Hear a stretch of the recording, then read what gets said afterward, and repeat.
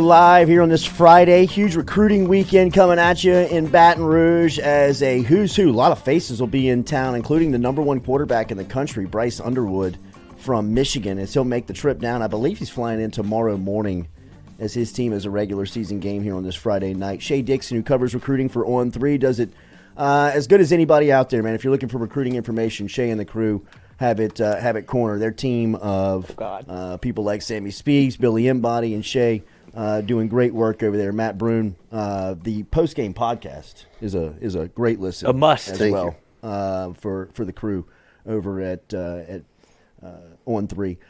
Shea, good morning. How are you? Good. Well, thank you. It's a huge weekend. Big. Right? Yeah, I mean, it's kind of stars align, really. When you have 4 of your first 6 games on the road, that doesn't give you a lot of opportunities, obviously, to host kids. So this is entering this back stretch where you only play 1 road game. It's going to be a ton of visitors across the next 2 months. But this will be one of the bigger ones for the reason you led off with. Mm-hmm. Doesn't get any bigger than the number 1 overall player in the country. So Bryce Underwood coming back from Michigan, the 4th visit in 6 months with his parents, with his sister. So all hands on deck. Like you said, he plays Friday night. So good thing they got a night game. He'll be in early Saturday and then leave Sunday. So quick turnaround, but gets the visit in. Where does LSU stand here? It seems like Joe Sloan's done a great job. Yes, I'd say top 2. It's LSU or Michigan, in my opinion. There'll be other teams that jump in the mix. Colorado got him out there. Penn State, he's visited. Bama's a team he's throwing around. I don't think he ends up at Bama. I think it's LSU or Michigan, and he's from an hour away from Michigan's campus. So you're battling that. Mm-hmm. Have you gotten a sense of how he really feels about LSU on the mark that LSU has made on him? Yeah, I think that he really likes the environment. He likes all the coaches, likes kind of the vibe down here in Baton Rouge. And I think from what I've gathered, and this is coming from talking to people around Underwood's recruitment and elsewhere, is that LSU stock went up even more when this season happened. Uh-huh. When you go out there and you put out at the midway point a quarterback who's got more total yards than anybody in the country and has got himself in whatever national conversation you want to have for best quarterback, best player, most important piece. He's done it all, most impactful. And no doubt the offense is clicking, and you can sell that. I mean, you can remember the Les days when you'd say, how are you going to sell a quarterback to come here and hand the football off? Well, how you sell quarterbacks is this right here. Look, you're going to be able to showcase arms, legs, whatever you want to do. When he's got an announcement date coming up, right? January 6th is what it is tentatively. So if he pushes it up or keeps it there, this may or may not be the last time he visits. So it's a big one. Yeah, for sure. Okay, so this is a big weekend. Obviously, Underwood is the headliner. Who else is coming through? Let's see. Gabe Relaford, another has been committed to A&M out of Evangel. He's done LSU and A&M visits this year. He's supposed to be here. A lot of the commitments will be here. I will say one of the biggest names I'm watching beyond Underwood is C.J. Jackson. He's an edge rusher, top 100, coming out of Georgia. And at one point, they led for him this summer, but they were so in on Colin Simmons that they were chasing that. Jackson commits to Georgia Tech. He has since reopened his recruitment, but he said that one of 2 schools that really just stayed in touch with him the whole time when he was committed was LSU. So he decommitted last week. This week is his first chance to get out and go to a game, and he picks LSU. So that's notable. Everyone has been wanting D lineman. He's a big kid. Like I said, he play edge. If he puts on some weight, could play DN. But a big time, a top 10 edge rusher in the country, top 100 player. So this would, if they got him on board, it would be one of their 4 or 5 highest ranked commits. Wow. The push on Relaford, when is this really kind of picked up steam? Because it seems like since he's made the visit over the last couple of weeks that LSU's really put the gas down, the gas pedal down on trying to get him. Yeah, they offered in July, and he'd been committed to A&M since June.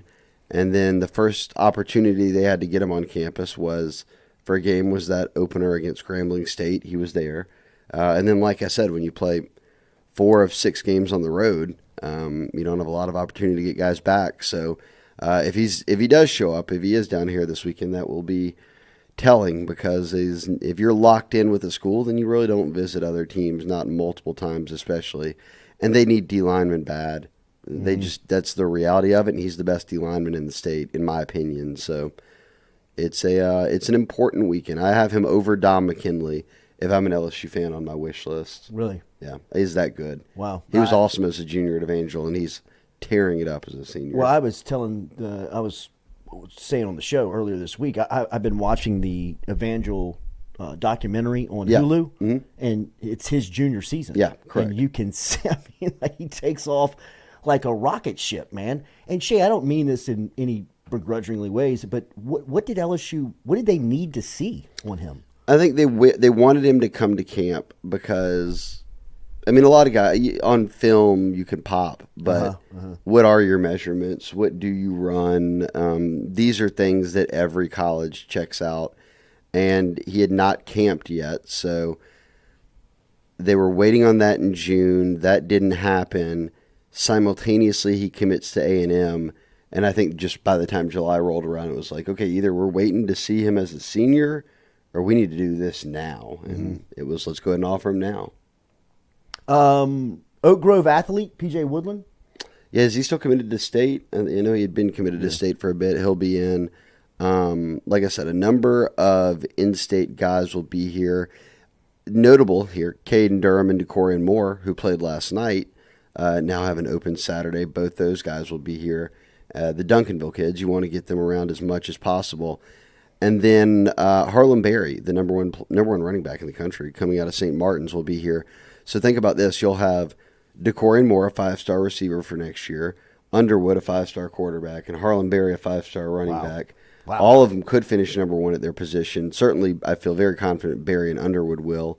Decorian Moore will battle a guy like Ryan Williams for the number one spot, but that is what you call an absolute dream class if you could get a 5-star quarterback, wide receiver, and running back in one cycle.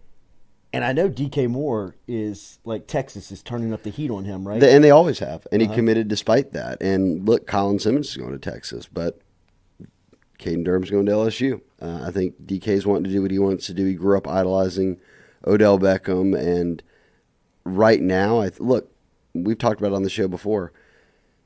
His family is big Texas people. They love Texas, but they support his decision. And Texas hasn't had a wide receiver taken in the first round since Roy Williams. Wow. That was what? 2002? 20 years ago. So unless Xavier Worthy gets taken this year, I mean, LSU's got one every other year. So just that selling what they've done, but also the reality of the production they get this year. Look around. I mean, Brian Thomas and Malik Neighbors. Brian Thomas leads the country in touchdowns. Malik number 2 in receiving yards. That's what, if you're a receiver, I'm up next. Right. Perfect. Yeah, absolutely. From the standpoint of defensive backs, obviously this is a class that LSU needs to turn up the heat in. Is there anybody on the board? I know there's some 2025 DBs that are going to be in town this weekend as far as recruits on campus go. Yeah, the one 2024 defensive back I'm watching is BB Causey, Bernard Causey out of Kennedy in New Orleans.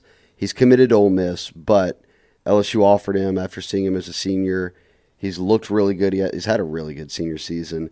I do think they will flip him, but Kennedy plays Saturday night, so he won't be he's not going to pull a Dion. Not going to be able to make it to both. Right. A little high school football fly the helicopter in. Drop over for the game. But he's already been to one game. He'll come back for more. And they have 4 corners committed, including a nickel, and then a couple of safeties, obviously, and Deshaun McBride and Joel Rogers. We'll see if they don't add more safeties, but they definitely want to add at least one more corner. And there's no doubt they're going all after Causey. I think that's who it's going to be. Is Jawan Johnson a definite DB? 100%. No chance at playing offense? Oh, I wouldn't say no chance. I mean, if you feel like he's better on offense, put him there. Uh-huh. But the goal where he will start is a DB, which I think is good. Uh-huh. That's fine. He's not going to play quarterback, but he's pretty good on Friday nights at it. Good Lord. Junior college or transfer portal? What's going on there? Yeah, people forget about JUCO. Sean Washington, who had from the New Orleans area, defensive lineman, prepped at Warren Easton, has gone. I think he spent last year or this year. He went to Georgia last year, transferred out, and then went to East Mississippi this year, and LSU offered him. A couple of states offered him, a couple of other schools. I think LSU ends up getting him. He's a big defensive lineman, can play on the interior. So don't forget about JUCO. A lot of guys, especially in the offseason right now, if they hit the portal, I think more guys will go JUCO because they think, all right, I hit the portal, but all my offers are lower level than where I'm at now. Yeah. And I'd like playing time, but I don't want to drop down. I can go JUCO for a year, stack my offers back up, and be good. So JUCO is not dead. There are a lot of good players out in JUCO right now. Transfer portal, anybody that they're looking, or do you even know the field yet? You don't know that field till December. I will say, though, that I think DB, again, in the portal is going to be massive for him. Like safety. If you're, at the end of the Major Burns, Brooks, Andre Sam era, then who do you have? Sage Ryan is your last guy, and beyond that, nobody's played. We haven't seen Jordan Allen. Matthew Langlois been hurt. Everybody, Ryan Yates and Toviano are freshmen, so I would guess in the portal, safety is a big place that they're going to look. So how does a weekend like this work when there's so many in town? Because you got some landing tonight, you got some landing tomorrow morning, some driving in after games. What's personnel staff handles a lot of that kind of stuff. The off-the-field coaches and men and women who work there kind of take recruits around, go eat dinner with them, all that kind of stuff. And then coaches will see them a bit on Saturday before the game, but hanging out in the Lawton room or in the locker room or on the sideline. And then after the game, kind of catch up a little bit. And then Sunday becomes big because, you watch film and all that. But if you've got guys like Underwood and those kind of guys in town, you hang out with them for a bit and then you get back after it. So it's this is why they don't do official visits a lot on game weekends, because you just don't have much time to spend with them. Yeah. So how do you make sure a kid like Underwood has enough attention? Is it time on Saturday or is it time like Sunday morning? All of it, right? And all of the above, which playing right down. From a coaching standpoint. Yeah, everything. It's making sure that the right people are around him. And look, guys like Patrick Kelly, for instance, Brian Kelly's son, who works on the recruiting side, has recruited Underwood a lot. So if Sloan's doing coaching things, a guy like Kelly would be with him. So it's kind of all hands on deck. Chili asks, #AskShay, any updates or any movement on Wardell Mack? No, nothing at all. There's been no buzz about him visiting.